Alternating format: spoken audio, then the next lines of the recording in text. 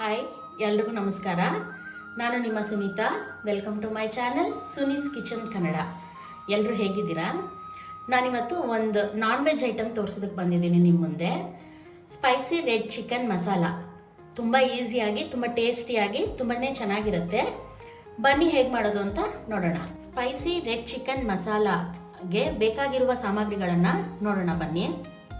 2 table spoon ಆಗೋಷ್ಟು ತುಪ್ಪ, 2 table spoon ಆಗೋಷ್ಟು ಎಣ್ಣೆ, 1 ಟೇಬಲ್ ಸ್ಪೂನ್ ಆಗೋಷ್ಟು ಶುಂಠಿ ಬೆಳ್ಳುಳ್ಳಿ ಪೇಸ್ಟ್, 10 ರಿಂದ 12 ಗೋಡಂಬಿ, ರುಚಿಗೆ ತಕ್ಕಷ್ಟು ಉಪ್ಪು, ಅರಿಶಿಣ ಅರ್ಧ ಸ್ಪೂನು, ಜೀರಿಗೆ 1 ಟೇಬಲ್ ಸ್ಪೂನು, ಸೋಂಪು 1 ಟೇಬಲ್ ಸ್ಪೂನು, ಅರ್ಧ ಟೇಬಲ್ ಸ್ಪೂನ್ ಮೆಣಸು, 1 ಟೇಬಲ್ ಸ್ಪೂನ್ ಆಗೋಷ್ಟು ಧನಿಯಾ ಬೀಜ, ಕರ್ಬೇವಿನ ಸೊಪ್ಪು, ಹಾಗೆ 2 ಚಕ್ಕೆ, 2 ಲವಂಗ, 2 ಏಲಕ್ಕಿ ಮತ್ತು 3 ಒಣಮೆಣಸಿನ್ಕಾಯಿ, 3 ಬ್ಯಾಡಗೆ ಮೆಣಸಿನ್ಕಾಯಿ, ಹಾಗೆ 1 ದಪ್ಪ ಈರುಳ್ಳಿನ ತಗೊಂಡು ಸಣ್ಣದಾಗಿ ಹೆಚ್ಚಿಟ್ಕೊಂಡಿದ್ದೀನಿ.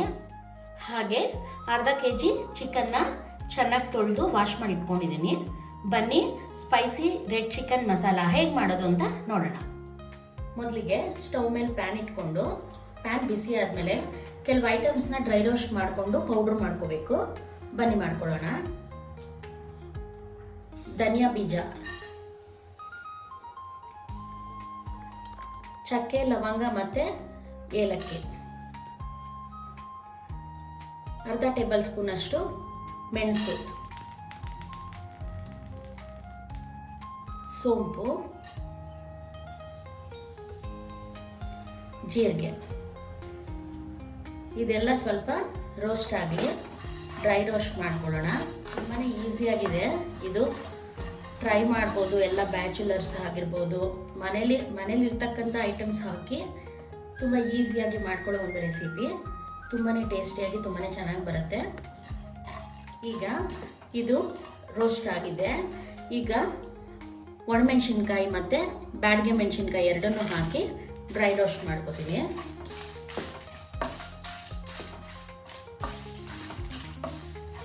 ಈಗ ಇದೆಲ್ಲ ಚೆನ್ನಾಗಿ ರೋಸ್ಟ್ ಆಗಿದೆ. ಇದು ತಣ್ಣಗಾದ್ಮೇಲೆ ಇದನ್ನ ಪೌಡ್ರ್ ಮಾಡ್ಕೊಳ್ಳೋಣ.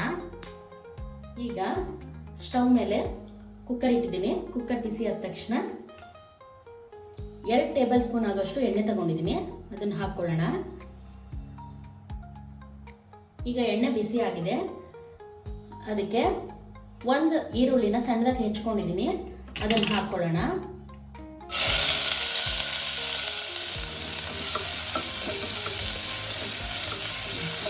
ಈಗ ಈರುಳ್ಳಿ ಟ್ರಾನ್ಸ್ಪರೆಂಟ್ ಆಗೋವರೆಗೂ ಫ್ರೈ ಮಾಡ್ಕೊಳ್ಳಿ. ಈಗ ಈರುಳ್ಳಿ ಫ್ರೈ ಆಗಿದೆ.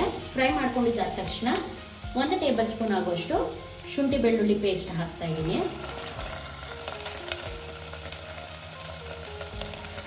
ಅದನ್ನು ಸಹ ಹಸಿ ವಾಸನೆ ಹೋಗೋವರೆಗೂ ಫ್ರೈ ಮಾಡ್ಕೊಳ್ಳಿ. ಈಗ ಶುಂಠಿ ಬೆಳ್ಳುಳ್ಳಿ ಪೇಸ್ಟ್ ಎಲ್ಲ ಹಸಿ ವಾಸನೆ ಹೋಗಿದೆ. ಅರ್ಧ kg ಆಗುವಷ್ಟು ಚಿಕನ್ ತಗೊಂಡಿದ್ದೀನಿ, ಅದನ್ನು ಹಾಕ್ಕೊಳ್ಳೋಣ.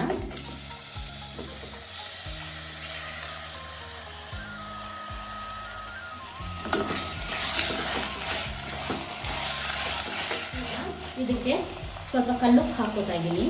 ರುಚಿಗೆ ಎಷ್ಟು ಬೇಕು ಅಷ್ಟು ಕಲ್ಲುಪ್ಪು ಹಾಕೋತಾ ಇದ್ದೀನಿ. ನಂತರ ಅರ್ಧ ಟೇಬಲ್ ಸ್ಪೂನ್ ಆಗುವಷ್ಟು ಅರಿಶಿನ ಹಾಕೋತಾ ಇದ್ದೀನಿ. ಇದು ಚೆನ್ನಾಗಿ ಫ್ರೈ ಹಾಕಬೇಕು. ಚಿಕನ್ನು ಚೆನ್ನಾಗಿ ಫ್ರೈ ಮಾಡೋಣ.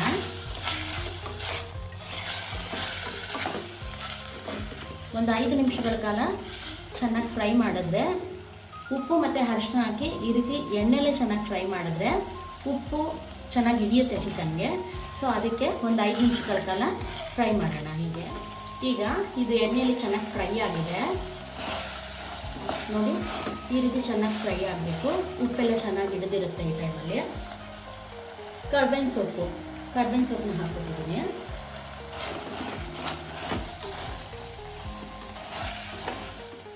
ಡ್ರೈ ರೋಸ್ಟ್ ಮಾಡಿಕೊಂಡು ಪುಡಿ ಮಾಡಿಟ್ಕೊಂಡಿರೋದನ್ನು ಈಗ 2 ಟೇಬಲ್ ಸ್ಪೂನ್ ಆಗುವಷ್ಟು ಹಾಕೋತಾ ಇದ್ದೀನಿ. ಹಾಗೆ ಇದು ಡ್ರೈ ರೋಸ್ಟ್ ಮಾಡಿ ಪುಡಿ ಮಾಡಿರೋದ್ರಿಂದ ಒಂದು ಏರ್ ಟೈಟ್ ಕಂಟೈನರ್ಗೆ ಹಾಕಿ ಸ್ಟೋರ್ ಮಾಡಿ ಇಟ್ಕೋಬೋದು. ಏನೂ ಆಗಲ್ಲ, ಚೆನ್ನಾಗಿರುತ್ತೆ ಪೌಡರು. ಈಗ ನಾನು 2 ಟೇಬಲ್ ಸ್ಪೂನ್ ಆಗುವಷ್ಟು ಹಾಕ್ಕೊಂಡಿದ್ದೀನಿ ಪೌಡ್ರನ್ನ. ಚೆನ್ನಾಗಿ ಮಿಕ್ಸ್ ಕೊಡಿ ಒಂದು. ಈಗ ಪೌಡ್ರ್ ಹಾಕ್ಕೊಂಡು ಫ್ರೈ ಮಾಡ್ಕೊಂಡಿದ್ದಾಗಿದೆ. ಈಗ 1 ಲೋಟದಷ್ಟು ನೀರು ಹಾಕೋತಾ ಇದ್ದೀನಿ.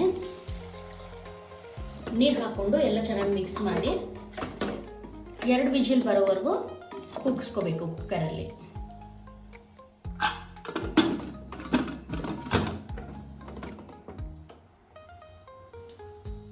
ಕುಕ್ಕರ್ ವಿಜಿಲ್ ಆಗೋವರೆಗೂ ಸ್ಟವ್ ಮೇಲೆ ಒಂದು ಪ್ಯಾನ್ ಇಟ್ಕೊಂಡಿದ್ದೀನಿ.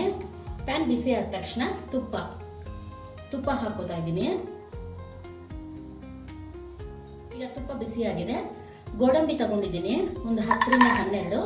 ಅದನ್ನ ಗೋಲ್ಡನ್ ಕಲರ್ ಬರೋ ಹಾಗೆ ಫ್ರೈ ಮಾಡ್ಕೋಬೇಕು. ಈಗ ಗೋಡಂಬಿ ಚೆನ್ನಾಗಿ ಫ್ರೈ ಆಗಿದೆ, ಗೋಲ್ಡನ್ ಕಲರ್. ಇದನ್ನ ಸೈಡಲ್ಲಿ ಇಡೋಣ. ಈಗ ಕುಕ್ಕರ್ 2 ವಿಜಿಲ್ ಆಗಿ ತಣ್ಣಗಾಗಿದೆ. ಓಪನ್ ಮಾಡೋಣ.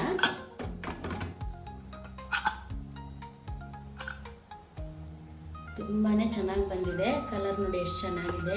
ಟೇಸ್ಟ್ ಕೂಡ ಹಾಗೆ ತುಂಬಾನೇ ಚೆನ್ನಾಗಿರುತ್ತೆ. ಇದನ್ನ ಬ್ಯಾಚುಲರ್ಸ್ ಕೂಡ ಟ್ರೈ ಮಾಡಿ ನೋಡ್ಬೋದು. ಅಷ್ಟು ಈಸಿಯಾಗಿ ಹೇಳ್ಕೊಟ್ಟಿದ್ದೀನಿ ಅಂತ ಅನ್ಕೊಂಡಿದ್ದೀನಿ.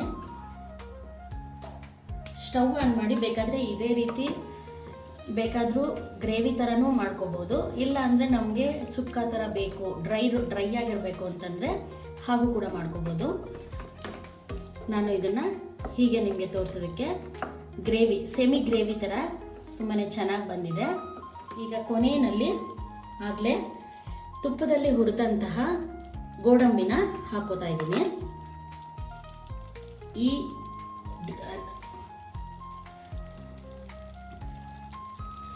ಈ ರೆಡ್ ಚಿಕನ್ಗೆ ತುಂಬಾನೇ ಟೇಸ್ಟ್ ಕೊಡೋದು ಅಂತಂದ್ರೆ ಇದೆ. ತುಪ್ಪದಲ್ಲಿ ಹುರಿದಿರೋಂತಹ ಗೋಡಂಬಿ ಹಾಕಿ ಒಂದು ಮಿಕ್ಸ್ ಕೊಡ್ತಾ ಇದ್ದೀನಿ. ಕೊನೆಯಲ್ಲಿ ಆಗಲೇ ಹೇಳೋದು ಮರ್ತಿದ್ದೆ, ಕೊತ್ತಂಬರಿ ಸೊಪ್ಪು ಹಾಕ್ತಾ ಇದ್ದೀನಿ. ಹಾಕಿ ಒಂದು mix. Spicy chicken red masala ತುಂಬಾ ಚೆನ್ನಾಗಿ ಬಂದಿದೆ. ನೀವೊಂದ್ಸತಿ ಟ್ರೈ ಮಾಡಿ, ಮನೇಲಿ ಟ್ರೈ ಮಾಡಿ ಹೇಗೆ ಬಂದಿದೆ ಅಂತ ಕಮೆಂಟ್ ಮೂಲಕ ತಿಳಿಸಿ. ಹಾಗೆ ಲೈಕ್ ಮಾಡಿ. ನನ್ನ ಚಾನಲ್ನ ಇದೇ ರೀತಿ ಇನ್ನೂ ಹೆಚ್ಚೆಚ್ಚು ವಿಡಿಯೋಗಳನ್ನ ನೋಡಬೇಕು ಅಂತಂದರೆ ಸುನೀಸ್ ಕಿಚನ್ ಕನ್ನಡ ಚಾನಲ್ನ ಸಬ್ಸ್ಕ್ರೈಬ್ ಮಾಡ್ಕೊಳ್ಳಿ. ನಮ್ಮ ಚಾನಲ್ಗೆ ಇದೇ ರೀತಿ ಸಪೋರ್ಟ್ ಮಾಡಿ, ಲೈಕ್ ಮಾಡಿ, ಶೇರ್ ಮಾಡಿ. ಹಾಗೆ ಹೇಗಿದೆ ಅಂತ ಟ್ರೈ ಮಾಡಿ ಕಮೆಂಟ್ ಮಾಡಿ. ಧನ್ಯವಾದಗಳು.